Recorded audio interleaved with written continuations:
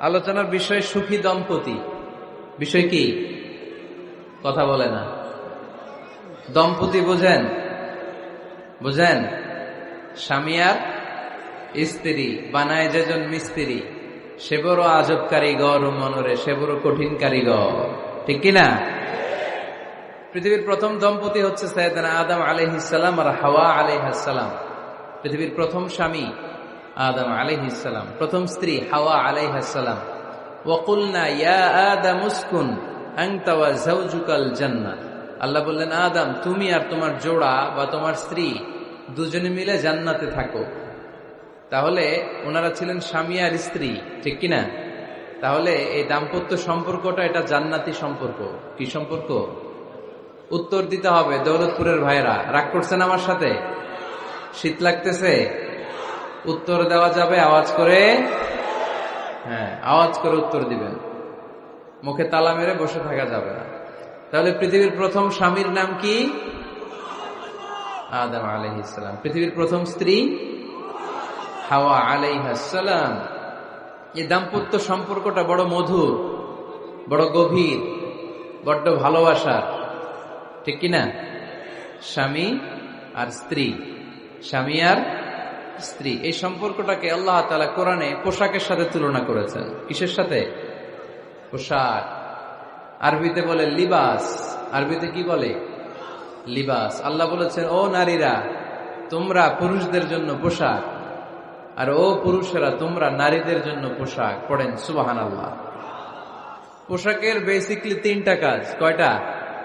কেউ কথা কয় না, আরো জোরে বলেন কয়টা? তো এখন আওয়াজ আসলো কোত্থেকে? আওয়াজ করে উত্তর দিবেন, চিল্লায় বলেন পোশাকের কাজ কয়টা? এভাবে শেষ পর্যন্ত খোঁচায় যেন সাউন্ড বের করা না লাগে, স্বপ্রণোদিত ভাবে উত্তর করবেন, ক্লাসের মতো হোক। তিনটা কাজ। এক নম্বর কাজ হচ্ছে পোশাক ইজ্জতের আবরু, লজ্জাস্থান ঢেকে রাখে, ঠিক কিনা? আমাদের লজ্জাস্থান ঢেকে রেখেছে আমাদের পোশাক। ঠিক তেমনি স্বামী তার স্ত্রীর ইজ্জত হেফাজত করে, স্ত্রী তার স্বামীর ইজ্জত হেফাজত করে, স্বামী তার স্ত্রীর চরিত্র হেফাজত করে, আর স্ত্রী তার স্বামীর চরিত্র হেফাজত করে। এজন্য আল্লাহ একে অপরের উদাহরণ দিতে যে লেবাস বা পোশাকের সাথে তুলনা দিয়েছেন। সুবহানাল্লাহ পড়েন। পোশাকের দুই নাম্বার কাজ হচ্ছে সৌন্দর্য। এই যে কত সুন্দর ডিজাইন করা, এমব্রয়ডারি করা পোশাক যখন আমরা পরি সুন্দর লাগে না? তেমনি পুরুষের চোখে নারী সুন্দর, নারীর চোখে পুরুষ সুন্দর, স্বামীর চোখে স্ত্রী সুন্দর, স্ত্রীর চোখে স্বামী সুন্দর। সুবহানাল্লাহ পড়েন। পোশাকের তিন নাম্বার কাজ হচ্ছে কমফোর্ট, আরাম দেয়া, প্রশান্তি দেয়া। শীতকালে এই যে আমরা ব্লেজার পরেছি, জ্যাকেট পরেছি, অনেকে চাদর গায়ে দিয়েছেন, কেউ মাথায় রুমাল দিয়েছেন, কেউ গলায় মাফলার দিয়েছেন, একটা উষ্ণ উষ্ণ আরাম আছে না নাই? আবার গরমের কালে পাতলা সুতি কটনের কাপড় পরলে একটা আরাম আছে না নাই? তাহলে পোশাক পরলে যেমনি আমাদের দেহ প্রশান্ত হয়, আরাম পাওয়া যায়, তেমনি স্বামী স্ত্রীর স্পর্শ পেলে সে আরাম পায়, তার হৃদয়টা প্রশান্ত করে দেয় কে? আবার স্ত্রী স্বামীর সঙ্গ পেলে তার মধ্যে প্রশান্তি এনে দেয় কে? এজন্য রব্বুল আলামিন বলেন, হুন্না লিবাসুল লাকুম ওয়া আনতুম লিবাসুল লাহুন্না। ও দুনিয়ার নারীরা, তোমরা হলে পুরুষদের জন্য পোশাক, পুরুষ হলো নারীদের জন্য পোশাক। সুবহানাল্লাহ পড়েন। পোশাক যেমনি ইজ্জত আবরুর হেফাজত করে, তেমনি স্বামী স্ত্রী একে অপরের ইজ্জত হেফাজত করে। পোশাক যেমনি সৌন্দর্য বাড়ায়, স্বামীর চোখে স্ত্রী সুন্দর, স্ত্রীর চোখে স্বামী সুন্দর। পোশাক যেমনি আরাম দেয়, স্বামী তার স্ত্রীর স্পর্শ পেলে, স্ত্রী তার স্বামীর স্পর্শ পেলে হৃদয়ে প্রশান্তি অনুভব করে, ঠিক কিনা? এজন্য দাম্পত্য জীবন, এখানে স্বামীও আছে স্ত্রীও আছে। ইংরেজিতে বলে কাপল, কাপল লাইফ। এই বিশ্ব সভ্যতা নির্মাণে নারী পুরুষ, স্বামী স্ত্রী দুইজনেরই অবদান আছে না নাই? এজন্য সুনানে তিরমিজির বর্ণনায় আল্লাহর হাবিব সাল্লাল্লাহু আলাইহি ওয়াসাল্লাম বললেন, আন-নিসাউ শাকাইকুর রিজাল। নারীরা হচ্ছে পুরুষের কাউন্টার পার্ট, নারীরা হচ্ছে পুরুষের পার্টনার, সহকর্মী, সহযোগী। এই বিশ্ব সভ্যতা নির্মাণে শুধু পুরুষদেরই অবদান নাই, নারীদের অবদান আছে না নাই? এজন্য কাজী নজরুল ইসলাম অসাধারণ লিখেছে, এ বিশ্বে যা কিছু মহান চিরকল্যাণকর অর্ধেক তার করিয়াছে নারী, অর্ধেক তার নর। তার মানে নর নারী, স্বামী স্ত্রী দুইজনেরই অবদান এই মানব সভ্যতায় আছে না নাই? এই সম্পর্কটাকে আল্লাহ লেবাসের সাথে তুলনা করলেন, মেটাফরিক্যালি, রূপক ভাবে আল্লাহ পোশাকের সাথে তুলনা করলেন। পোশাক যেমনি গায়ের সাথে লেগে থাকে, পোশাক যেমনি চামড়ার সাথে মিশে থাকে, স্বামী স্ত্রীর সম্পর্কটাও এরকম, একাকার, মিলেমিশে, ভালোবেসে একাকার। স্বামী স্ত্রীর রিলেশনশিপ, সম্পর্কটা অনেকটা হাত আর চোখের মতো। হাত ব্যথা পেলে চোখ দিয়ে পানি ঝরে, আবার চোখ দিয়ে পানি ঝরলে হাত সেই পানি মুছে দেয়, ঠিক কিনা? তাহলে সম্পর্কটা কেমন যেন হাত আর চোখের মতো। হাত কেটে গেলে পানি পড়ে কোন দিক দিয়ে? চোখ দিয়ে পানি ঝরে। আবার চোখ দিয়ে পানি ঝরলে চোখের পানি মোছার জন্য হাতের দরকার আছে না নাই? তাহলে একেবারে মিলেমিশে একাকার সুখী দাম্পত্য জীবন। স্বামী স্ত্রী এই জান্নাতি সম্পর্কটাকে কিভাবে উপভোগ করবে, কিভাবে একে অপরের সাথে ডিলিংস করবে, আচরণ করবে, এ ব্যাপারে কোরআন এবং সুন্নায় আমাদের জন্য গাইডলাইন দেয়া আছে না নাই? আমরা গাইডলাইন নিব কোরআন থেকে। কোত্থেকে? কোরআন থেকে আর সুন্নাহ থেকে। কারণ এই কোরআন আর সুন্নাহ আমাদেরকে সঠিক জীবন দর্শন শিখায়, কিভাবে এই পৃথিবীতে চললে পৃথিবীতেও সুখ, আবার আখেরাতেও সুখ, এর সব দিক নির্দেশনা কোরআনে আছে না নাই? তাহলে এই যে স্বামী স্ত্রীর দাম্পত্য জীবন, এক্ষেত্রে প্রত্যেককে আল্লাহ তাআলা কিছু দায়িত্ব দিয়েছে। আজকে দায়িত্বগুলোর ব্যাপারে আমরা শুনব। স্ব স্থানে থেকে প্রত্যেকেই, স্বামী যদি স্বামীর দায়িত্ব পালন করে, স্ত্রী যদি স্ত্রীর দায়িত্বটুকু পালন করে, তাহলে দাম্পত্য জীবনটাকে জান্নাতি দাম্পত্য সুখ দিয়ে ভরে দিবে কে? আল্লাহ। আমাদের প্রত্যেকের দাম্পত্য জীবন সুখী হোক, সমৃদ্ধ হোক, আমরা চাই কি চাই না? অনেকে বলে হুজুর সুখ নাই, সুখ নাই, ঘরের ভেতরে গেলেই জাহান্নাম। আহা, কথা শোনে না আমার। আবার স্ত্রীরা বলে হুজুর দোয়া করবেন, পরকিয়া করে, খালি এসএমএস পাঠায়, আমারে ভাল লাগে না, এখন এখন অন্যদিকে ঘুরে। এরকম আসরা নাই? দুই দিক থেকে অভিযোগ। বোনদের জন্য কোনো প্যান্ডেল ট্যান্ডেল আছে নাকি আজকে?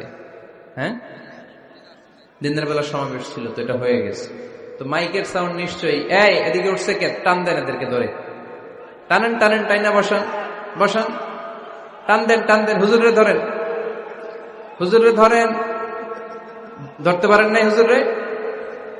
ধরছেন? হ্যাঁ, টান দেন। এই তো, টাইনা বসেন। এদিকে তাকান, এদিকে হয়েছে, হ্যাঁ বসাই দিচ্ছে। এইভাবে চলবে একেবারে শেষ পর্যন্ত। উঠলে খবর আছে। শুরুতে সুযোগ দিয়েছি, সুযোগ নেন নাই। তো আমরা প্রথমে স্বামীর দায়িত্ব শুনবো। দাম্পত্য জীবনে স্বামীকে আল্লাহ তাআলা কি দায়িত্ব দিয়েছে, তারপর স্ত্রীকে আল্লাহ তাআলা কি দায়িত্ব দিয়েছে, এবং দুইজনের আবার কালেকটিভ সম্মিলিত কিছু দায়িত্ব আছে, এগুলো আমরা শুনবো। শুনতে রাজি আছেন তো? কষ্ট হচ্ছে আপনাদের? আচ্ছা, এই বাম দিকটা আমাকে কষ্ট দিয়েই যাচ্ছে, খালি আওয়াজ, কথা। একটু থামছে, আবার শুরু। কেন? আমার দিকে তাকান। আরেকজনকে থামতে বলছে কি আপনার? এই থামো থামো, এগুলো বলেন কেন? আপনি থামেন, তাই তো হয়ে গেল। হ্যাঁ, আবার আমার সাথে কথা বলেন, আপনি চুপ। তো প্রথমে আমরা সম্মিলিত দায়িত্বের কথা শুনব। সম্মিলিতভাবে আল্লাহ স্বামী স্ত্রী দুইজনকেই কিছু দায়িত্ব দিয়েছে, যে দায়িত্বটা দুইজনের উপরই বর্তায়। এরপরে শুনবো স্বামীকে আল্লাহ কিছু দায়িত্ব দিয়েছে, এটা শুনবো। এরপরে স্ত্রীকে কিছু দায়িত্ব দিয়েছে। আল্লাহর কসম, এই দায়িত্বগুলো যদি স্বামী স্ত্রী সম্মিলিতভাবে পালন করে, এক একটা ঘরকে আল্লাহ জান্নাতি পরিবার বানায় দিবে, সুখী সমৃদ্ধ জান্নাতি দম্পতি বানায় দিবে। এরকম দাম্পত্য জীবন, সুখময় দাম্পত্য জীবন আমাদের হোক। আমরা চাই কি চাই না? চাই। তাহলে আমরা প্রথমে আলাদা আলাদা দায়িত্ব শোনার আগে সম্মিলিত বা কালেকটিভ রেসপন্সিবিলিটি কি আছে, এই সম্মিলিত দায়িত্বগুলো শুনব। স্বামী স্ত্রীর দুইজনের কাঁধেই বর্তায় এরকম প্রথম দায়িত্ব হচ্ছে স্যাক্রিফাইস। দাম্পত্য জীবনের আসল খেলাটা হচ্ছে স্যাক্রিফাইসের খেলা। কিসের খেলা? স্যাক্রিফাইস। এটা লাগবে। আমার বোনেরা, অথবা যুবতী বোনেরা, অথবা রিসেন্টলি বিয়ে হয়েছে এরকম বোনেরা, আজকে তো এক ভাই এসে দোয়া চাইল, হুজুর 3 দিন আগে বিয়ে হয়েছে আমার, একটু দোয়া করে দেন। তারপর যুবক ছেলেরা, তোমরা যারা বিয়ে করনি, করবা, খেয়াল করে শোনো, এগুলো কাজে লাগবে। স্যাক্রিফাইসটা খুব জরুরি। Sacrifice is the key of a successful happy couple life. একটা সুখী দাম্পত্য জীবনের আসল চাবি হচ্ছে স্যাক্রিফাইস। আওয়াজ করে বলতে হবে, চাবিটার নাম কি? স্যাক্রিফাইস করতে হবে, একটু মানিয়ে নেয়া, একে অপরকে বোঝা, একটু ভালোবাসা, একটু মানিয়ে চলা, এটার নাম হচ্ছে স্যাক্রিফাইস। একে অপরকে বোঝার চেষ্টা করা, একটু মানিয়ে চলার চেষ্টা করা, একটু ভালো লাগা, একটু ভালোবাসা, সুখ দুঃখ ভাগাভাগি করে মিলেমিশে একাকার হয়ে যাওয়া, এটার নামই দাম্পত্য জীবন। ঠিক কিনা? হ্যাঁ, এটার নামই দাম্পত্য জীবন। মিলেমিশে একাকার হয়ে যেতে হবে, স্যাক্রিফাইসের মানসিকতা অর্জন করতে হবে। একে অপরের দোষ ধরলে চলবে না, কারণ no one is perfect in this life. আপনি যে আপনার বউয়ের দোষ ধরতেছেন, আপনার দোষ নাই? কথা বলেন না কেন? আপনারও দোষ আছে না নাই? তো লিস্ট দুই ভাবে করা যায়, একটা হচ্ছে দোষের লিস্ট আর একটা হচ্ছে গুণের লিস্ট। দোষের লিস্ট বাদ দিয়ে দেন। আপনার স্ত্রীর মধ্যে আল্লাহ তাআলা কি কি গুণ দিয়েছে, এই গুণগুলোর লিস্ট করুন, দোষের লিস্ট নয়। দাম্পত্য জীবনটাই এমন, কখনো ঝগড়া, কখনো হাসাহাসি, কখনো মেঘ, কখনো বৃষ্টি, আছে না নাই? হয় না এরকম? আপস এন্ড ডাউনস, মাঝে মাঝে একটু ঝগড়া, মাঝে মাঝে আবার ভালোবাসা, আবার খুনসুটি, এগুলো মিলেমিশে একাকার করে স্যাক্রিফাইস দিয়ে একে অপরকে জয় করে নিতে হয়। কারণ no one is perfect in this world. এই পৃথিবীতে কেউই পারফেক্ট না। আপনি আপনার বউয়ের দোষ খুঁজলে আপনারও দোষ আছে না নাই? কেউ দোষমুক্ত নয়। এজন্য দোষ না খুঁজে আমরা স্যাক্রিফাইস করব। দাম্পত্য জীবনের এটাকে সুখী সমৃদ্ধ করার এক নাম্বার চাবিকাঠি হচ্ছে স্যাক্রিফাইস। এইদিকে কয়েকটা হচ্ছে, এগুলো টান দেন, বসান বসান বসান বসান। এই যে লাল গেঞ্জি, এটারে বসান, পিছনে সবুজ গেঞ্জি বসান, টাইনা বসান না, আমি বলছি বসান, টান দেন ওরে ধরে, টানেন সবাই মিলে, টান দেন ওরে, হ্যাঁ বসান, হ্যাঁ ধাক্কা মারেন, সাবাস, হ্যাঁ ঠিক আছে।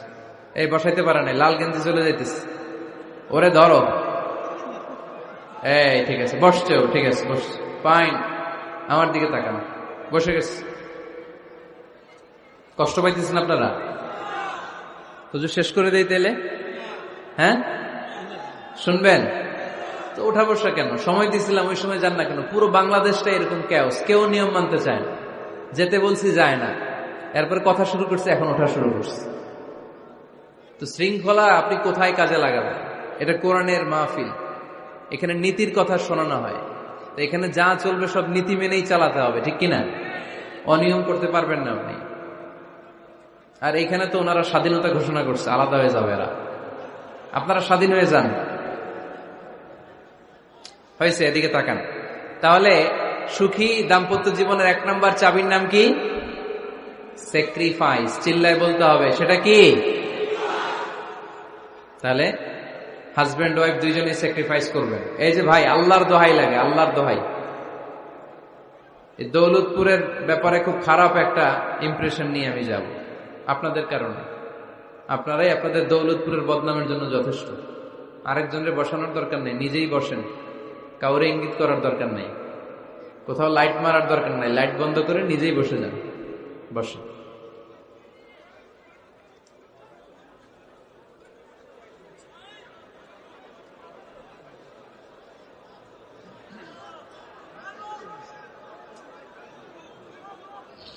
হ্যাঁ ঠিক আছে, এদিকে তাকান। দাম্পত্য জীবনকে সুখী করার 2 নাম্বার কালেকটিভ ফর্মুলা হচ্ছে ঝগড়া করা যাবে না।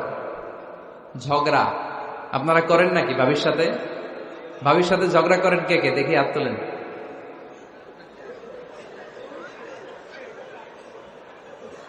এদিকে সব আল্লাহর ওলি, এরা ঝগড়া টগড়া করে না। আপনি করেন? এই সাহসী সন্তান আছে কিছু, মাশাআল্লাহ, ঠিক আছে, বেশি করেন না আবার। হ্যাঁ ঠিক আছে, ঠিক আছে, তোমরাও করো, বুঝছি, আপনারাও করেন, ওকে। না, ঝগড়া করা যাবে না। একজন ঝগড়া শুরু করলে আরেকজন চুপ থাকতে হবে। দুইজনই ঝগড়া করলে, দুইজন রেগে গেলে ঝামেলা আসরা নাই। স্বামী রেগে গেলে স্ত্রী চুপ, স্ত্রী কখনো রেগে গেলে স্বামী চুপ, দুইজনই রেগে গেলে তৃতীয় বিশ্বযুদ্ধ, ঠিক কিনা? এজন্য ঝগড়া করতে দেয়া যাবে না। কারণ এই ঝগড়া, সামান্য ঝগড়া থেকে এই ঝগড়া বাড়তে বাড়তে এটা বিচ্ছেদের দিকে গড়ায়, ডিভোর্স হয়ে যায়। এরকম কত কেস যে আমার কাছে আসে, কত কেস যে আমার কাছে আসে যে হুজুর ছোট্ট ঝগড়া থেকে আমাদের মধ্যে ঝগড়া বাড়তে বাড়তে ইগো প্রবলেমের কারণে বিচ্ছেদে গড়ায়। আর এই ঝগড়া একটু শুরু হলে ইবলিশ শয়তানের কাজ হচ্ছে পালে বাতাস দেয়। কি দেয়? পালে বাতাস পেলে এটা দাউ দাউ করে উঁচু হয়ে ওঠে। আগুনের মধ্যে যেমনি কেরোসিন ঢাললে দাউ দাউ করে জ্বলে, সামান্য ঝগড়ার ছোতা পেলে ইবলিশ শয়তান খালি দাউ দাউ করে এই ঝগড়ার আগুনকে জ্বালিয়ে দেয়। ঠিক কিনা? এজন্য ঝগড়া করবেন না, মেহেরবানি করে ঝগড়া শুরু করবেন না। যে কোনো মূল্যে এই ঝগড়াকে থামায় রাখতে হবে। তো ফ্যামিলিতে ঝগড়া অনেক সময় হয়ে যায়, কিন্তু একজন ঝগড়া করলে আরেকজন চুপ থাকতে হবে। ঝগড়া নিয়ে একটা মজার গল্প আছে, শুনবেন? বিশৃঙ্খলা করলে তো গল্প শোনানো যাবে না, একেবারে চুপ। আমার দিকে তাকান, তাকিয়েছেন? ঝগড়া নিয়ে যে গল্পটা সেটা হচ্ছে, এক স্বামী ওয়াজ শুনে বাড়িতে গেছে রাত 11টায়। তো বাড়ির কাছাকাছি যেতে না যেতে স্ত্রীর আবার স্বভাব হচ্ছে রাতের খাবারটা স্বামীর সাথে একসাথে খায়, আলাদা খায় না। তো বাড়ির সামনে যেই স্বামী ফোন দিছে ওয়াইফকে, এই শুরু করার আগে দরজাটা খোলো, আমি চলে আসছি। তো ওয়াইফ এসে দরজা খুলে দিচ্ছে। এবার স্বামী ঘরে ঢুকে বলে, শুরু করার আগে রাতের খাবারটা দিয়ে দাও টেবিলে, খেয়ে ফেলি। স্ত্রী বেচারি ডাইনিং টেবিলে খাবার দিয়েছে, হাজবেন্ড বেচারা ওয়াশরুম থেকে ফ্রেশ হয়ে ডাইনিং টেবিলে বসেছে, স্ত্রীও বসেছে। তো খুব বড্ড গরম। হাজবেন্ড বলে, শুরু করার আগে ফ্যানটা ছাড়। এইবার তো স্ত্রী বেচারি রেগে মেগে আগুন, কি আসার পর থেকে শুরু করার আগে কি শুরু করার আগে? হাজবেন্ড বলে, এই তো শুরু হয়ে গেল। মানে কি? ঝগড়া। মানে কি? ঝগড়া। প্রিয় ভাইয়েরা, ঝগড়া করবেন না। স্বামী রেগে গেলে স্ত্রী চুপ থাকবেন, স্ত্রী রেগে গেলে স্বামী চুপ থাকবেন। কারণ সহিহ মুসলিমে এসেছে, ইন্না ইবলিসা ইয়াদাউ আরশাহু আলাল মা। ইবলিস শয়তান তার সিংহাসন গেড়েছে সাগরের উপর। কোথায়? ইবলিসের সিংহাসন কোথায়? সাগরের উপর। সুম্মা ইয়াবআসু সারায়াহু, সে প্রতিদিন সকালবেলা তার সাঙ্গপাঙ্গরে গোটা পৃথিবীতে পাঠায়, যা পৃথিবীতে ফাসাদ সৃষ্টি কর। ইবলিস যখন সাঙ্গপাঙ্গদেরকে গোটা পৃথিবীতে ছড়িয়ে দেয়, সারাদিন ধোঁকা দেওয়ার পরে, ওয়াসওয়াসা দেওয়ার পরে, রাত্রিবেলা ইবলিসের কাছে ফিরে আসে, এসে বলে, ও ইবলিস, আমি আজকে আল্লাহর বান্দাদেরকে দিয়ে মিথ্যা কথা বলিয়েছি। ইবলিস বলে, এটা তো কোনো ব্যাপারই না, এগুলোই তো তোদের কাজ। আরেক শয়তান বলে, আমি ওজনে কম দিয়েছি একজনের মাধ্যমে বাজারে। ইবলিস বলে, এটাও তেমন বড় কোনো কাজ নয়। আরেকজন বলে, আমি সুদের ডিলিংস করিয়েছি। ইবলিস বলে, এটাও কোনো কাজ নয়। আরেক শয়তান বলে, আমি মদের আড্ডাখানায় নিয়ে মসজিদে যেতে নিয়েছিল, সেখান থেকে সরিয়ে মদের আড্ডাখানায় আল্লাহর বান্দাদেরকে নিয়েছি। ইবলিস বলে, এইটাও তেমন বড় কোনো কাজ নয়। আরেক শয়তান এসে বলে, মা তারাকতুহু হাত্তা ফাররাকতু বাইনাহু ওয়া বাইনা ইমরাআতিহি, আমি এক আল্লাহর বান্দার সাথে বান্দির ঝগড়া লাগিয়ে ঝগড়া করাতে করাতে তালাক পর্যন্ত নিয়ে গিয়েছি। মা তারাকতুহু হাত্তা ফাররাকতু বাইনাহু ওয়া বাইনা ইমরাআতিহি, আমি এক ইমানদার পরিবারকে ধ্বংসের শেষ প্রান্তে নিয়ে গিয়েছি। সামান্য ঝগড়ার পরে আমি ওয়াসওয়াসা দিতে দিতে ঝগড়া বাড়াতে বাড়াতে তালাক পর্যন্ত নিয়েছি। ইবলিস বলে, শাবাশ, তুই তো কাজের মতো কাজ করেছিস, আমার কাছে আয়, আমার কাঁধে ওঠ। ইবলিস তখন ওই শয়তানকে কাঁধে নিয়ে নাচতে শুরু করে। নাউজুবিল্লাহ পড়বেন না? এজন্য ইমানদারদের সংসার ভেঙে খান খান হোক, এটা হলে ইবলিস খুশি। আর ইমানদারের পরিবার টিকে থাকলে আমার আল্লাহ খুশি। আমরা কার খুশি চাই? এজন্য শয়তানরে খুশি হতে দেয়া যাবে না। ইমানদারদের পরিবারগুলো ঝগড়ার মাধ্যমে ভেঙে যাক, সব সময় শয়তানের মিশন এটা। আর ইমানদারদের পরিবারগুলো টিকে থাক, এটা আমার আল্লাহ সব সময় চায়। সুবহানাল্লাহ পড়েন। এজন্য দৌলতপুরের ভাইরা, ঝগড়া করবেন না। ঝগড়া কিন্তু নবী রাসূলদের পরিবারেও ছিল, আল্লাহ রাসূল সাল্লাল্লাহু আলাইহি ওয়াসাল্লামের পরিবারেও ঝগড়া ছিল। এটা স্বাভাবিক। দাম্পত্য জীবনের খুব সিম্পল ইস্যু। একজন রাগ করলে আরেকজন থেমে যাবে। পারবেন? কি হলো, পারবেন না? আল্লাহর হাবিব সাল্লাল্লাহু আলাইহি ওয়াসাল্লামের সাথে আম্মাজান আয়েশার ঝগড়া হতো। মজার একটা হাদিস শুনে, সহিহ বুখারীর হাদিস, মুসনাদে আহমদ ইবনে হাম্বলও এসেছে এই হাদিসটা। আম্মাজান আয়েশার সাথে ঝগড়া। ঝগড়ার পর আম্মাজান আয়েশাও রাগ, আল্লাহ রাসূল সাল্লাল্লাহু আলাইহি ওয়াসাল্লামও রাগ। এখন রাগ মিটানোর দরকার আছে না নাই? আল্লাহ রাসূল সাল্লাল্লাহু আলাইহি ওয়াসাল্লাম বললেন, আয়েশা চলো মিটমাট করে ফেলি। সুবহানাল্লাহ কইবেন না? চলো মিটমাট করি। তো কারে ডাকবো মিটমাটের জন্য? ওমর রে ডাকি। আম্মাজান আয়েশা বলে, না, ওমর গলিব, ওমর খুব মেজাজ ওয়ালা, আমার ডর লাগে। তোমার আব্বারে ডাকি। আব্বারে ডাকেন। আব্বারে ডাকেন। খুশি হয়ে গেছেন আম্মাজান আয়েশা রাদিয়াল্লাহু। আবু বকর রাদিয়াল্লাহু চলে আসলেন, দাঁড়ালেন। এবার বিষ্ণু সাল্লাল্লাহু আলাইহি ওয়াসাল্লাম বললেন, তাতাকাল্লিমিন আও আতাকাল্লাম, কি ঘটছে আমাদের মাঝে, তুমি বলবা না আমি বলবো? আম্মাজান আয়েশা বললেন, তাতাকাল্লামু আনতা ওয়ালা তাকুল ইল্লা হাক্কান, আপনিই বলেন, তবে সত্য ছাড়া মিথ্যা বলেন না। আবু বকর রাদিয়াল্লাহু তাআলা আনহু শুনে রেগে গেলেন, কি এ কেমন কথা তোমার? নবীকে উদ্দেশ্য করে তুমি বলছো সত্য ছাড়া মিথ্যা বলবেন না, নবী কখনো মিথ্যা বলবে নাকি? রেগে মেয়ের গায়ে মেরেছে এক চড়। চোর খেয়ে আম্মাজান আয়েশা উল্টে পড়ে গেলেন। সাইয়েদনা আবু বকর রাদিয়াল্লাহু তাআলা আনহু রেগে গড়গড় করতে লাগলেন, আবার মারার জন্য উদ্যত হলেন। আম্মাজান আয়েশা রাদিয়াল্লাহু তাআলা আনহু বাঁচার জন্য এবার বিশ্বনবীর পিছনে যে আশ্রয় নিলেন। সুবহানাল্লাহ পড়বেন না? বিশ্বনবী সাইয়েদনা আবু বকরের সামনে দুই হাত মেলে ভেবে দাঁড়িয়ে গেলেন। আল্লাহর হাবিব যখন আম্মাজান আয়েশাকে বাঁচানোর জন্য দুই হাত উঁচু করে দাঁড়িয়ে গেলেন, সাইয়েদনা আবু বকর থেমে গেলেন। সাইয়েদনা আবু বকর এই পরিস্থিতি দেখে ঘর থেকে বের হয়ে ঘরের বাইরে দাঁড়ালেন। এবার আল্লাহর রাসূল সাল্লাল্লাহু আলাইহি ওয়াসাল্লাম আম্মাজান আয়েশাকে তুললেন, বললেন, ইয়া আয়েশা কাইফা রাআইতিনি আনকাসতুকি মিনার রাজুল, দেখলা নাকি কেমন করে আমি তোমার বাবার হাত থেকে তোমারে বাঁচালাম? আজকে আমি যদি সামনে দাঁড়িয়ে না বাঁচাতাম, তোমার বাবা তোমারে একেবারে মেরেই ফেলতো। সুবহানাল্লাহ পড়ে। দেখছো আয়েশা, আমি বাঁচাইলাম তোমারে, আমার সাথে ঝগড়া করো, আমি বাঁচাইলাম। এই কথা শুনে আম্মাজান আয়েশা রাদিয়াল্লাহু তাআলা লজ্জায় পড়ে হেসে দিলেন। সুবহানাল্লাহ পড়বেন না? এত আস্তে সুবহানাল্লাহ। লজ্জায় হেসে দিলেন। বিষ্ণু ঈসা ইসলাম এবার হেসে দিলেন। দুইজনের হাসাহাসি শুনে বাইরে থেকে আবু বকর রাদিয়াল্লাহু তাআলা আনহু হাসির আওয়াজ শুনে অবাক, কিরে এতক্ষণ যুদ্ধ, এখন আবার হাসি কেন? হাসে দেখার জন্য সাইয়েদনা আবু বকর রাদিয়াল্লাহু তাআলা আনহু ঘরের ভেতরে ঢুকলেন। ঢুকে দেখেন আম্মাজান আয়েশাও হাসে, বিশ্বনবীও হাসে, সাইয়েদনা আবু বকর হেসে দিলেন। আরশের উপর থেকে খুশি হয়ে গেলেন কে? এবার সাইয়েদনা আবু বকর বলেন, ইয়া রাসূলুল্লাহ, ইয়া হাবিবাল্লাহ, আশরিকানি ফি সিলমিকুমা কামা আশরাকতুমানি ফি হারবিকুমা। নবী গো, আপনাদের দুইজনের মধ্যে যুদ্ধ লাগলে যেমনি মিটমাট করার জন্য আপনি আমারে ডাকেন, আপনাদের এই আনন্দ ঘন মুহূর্তগুলোতে শরীক হওয়ার জন্য মাঝে মাঝে আমারে ডাইকে। সুবহানাল্লাহ পড়েন। আপনাদের মধ্যে যুদ্ধ লাগলে সন্ধি করার জন্য যেমনি আমারে ডাকেন, আপনারা যখন আনন্দ ঘন পরিবেশে এরকম খুনসুটি করেন, হাসাহাসিতে মেতে ওঠেন, তখন একটু আমারে ডাইকেন। সুবহানাল্লাহ পড়বেন না? দেখেন, আল্লাহ রাসূল সাল্লাল্লাহু আলাইহি ওয়াসাল্লাম পৃথিবীর সবচেয়ে শ্রেষ্ঠতম মানুষ। উনাদের পরিবারেও ঝগড়া হতো, কিন্তু এই ঝগড়া কোনোদিন তালাক পর্যন্ত গিয়েছে? কথা বলেন না কেন? আল্লাহর হাবিব সাল্লাল্লাহু আলাইহি ওয়াসাল্লাম তার কোন স্ত্রীকে তালাক দিয়েছেন?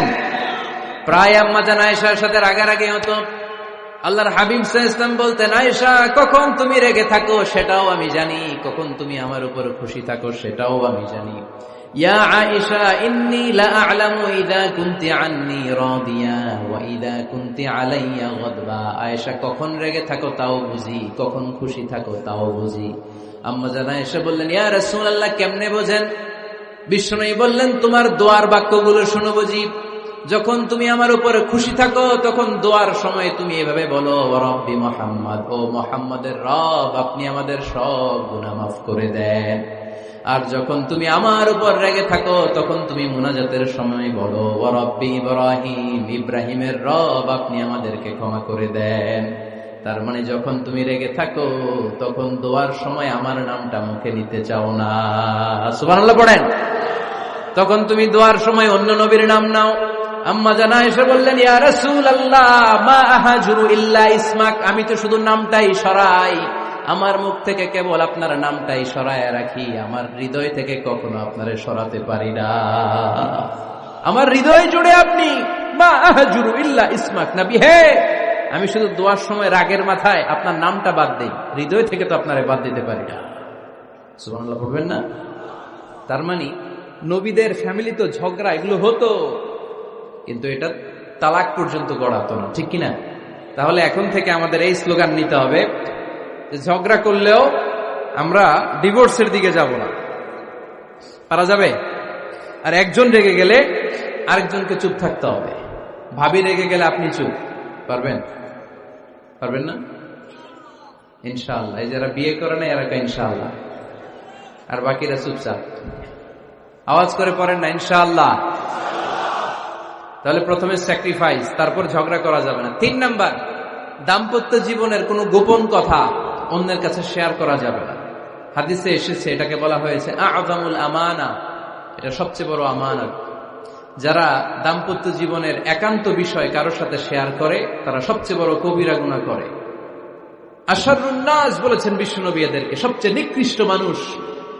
ইয়াউমাল কিয়ামাতি মানজিলাতান, আল্লাহর কাছে কিয়ামতের দিন সবচাইতে নিকৃষ্ট হয়ে দাঁড়াবে ওই দম্পতি, ওই নারী কিংবা ওই পুরুষ। তুফদি ইলা যাওজিহি ওয়া ইউফদি ইলা যাওজিহা সুম্মা ইউনশিরু সিররাহা, তারা একান্ত সময়ে ফিজিক্যাল ইন্টিমেসিতে যা করে এটা পরে মানুষের কাছে বলে বেড়ায়। এরকম আছে না নাই? খবরদার, এটা বড় কবিরা গুনাহ। অনেক বোনরা একসাথে হলে দাম্পত্য জীবনের বিভিন্ন গোপন বিষয় নিয়ে কথা বলে, আছে না নাই? অনেক পুরুষরা একে অপরের সাথে, বন্ধুদের সাথে বিভিন্ন বিষয় নিয়ে শেয়ার করে, এটা এমন ওইটা এমন। এগুলো বলা যাবে? আসিবাউ হারাম। দাম্পত্য জীবনের সব বিষয়, স্বামীর সব বিষয় স্ত্রীর কাছে আমানত। স্ত্রীর সব বিষয় স্বামীর কাছে আমানত রেখেছে কে? দাম্পত্য জীবনের এই প্রাইভেট লাইফের কোনো কিছু কিয়ামত পর্যন্ত অন্যের কাছে প্রকাশ করাকে হারাম ঘোষণা করে দিয়েছে কে? এজন্য খবরদার আমার বোনেরা, একসাথে মহিলারা হলে পেটের কথা পিঠের কথা সব বের করে দেয়, আছে না নাই? কিছু থাকে না, সব বের হয়ে যায়। খবরদার, সব বললেও দাম্পত্য জীবনের কোনো কথা শেয়ার করা যাবে? আমার ভাইয়েরা খবরদার, আপনাদের দাম্পত্য জীবনের কোনো কথা আপনার বন্ধুর সাথে শেয়ার করতে পারবেন না। এগুলো ফ্যামিলি শান্তি নষ্ট করে, দাম্পত্য জীবনের সুখকে নষ্ট করে। তাহলে 3 নাম্বার, প্রাইভেসি বজায় রাখবেন, এটা দুজনেরই দায়িত্ব। 4 নাম্বার, অহেতুক সন্দেহ পরিহার করুন। অনেক স্ত্রী আছে হাজবেন্ডের খালি সন্দেহ করে, এই ওদিকে তাকাই লাগেন, ওই মেয়ের দিকে তাকাই লাগেন, মোবাইল দেখি, মোবাইল দাও, ফেসবুকের পাসওয়ার্ড দাও, ঢুইকা দেখি মেসেঞ্জারে কার সাথে চ্যাট করছে, এই অফিসের ফাইল দেখি, এই এটা দেখি, এই তোমার ইনবক্স চেক করবো, এদিকে দাও। আছে না নাই? এই সন্দেহ ঘরটারে জাহান্নামের টুকরা বানিয়ে ছেড়েছে। অহেতুক সন্দেহ করবেন না।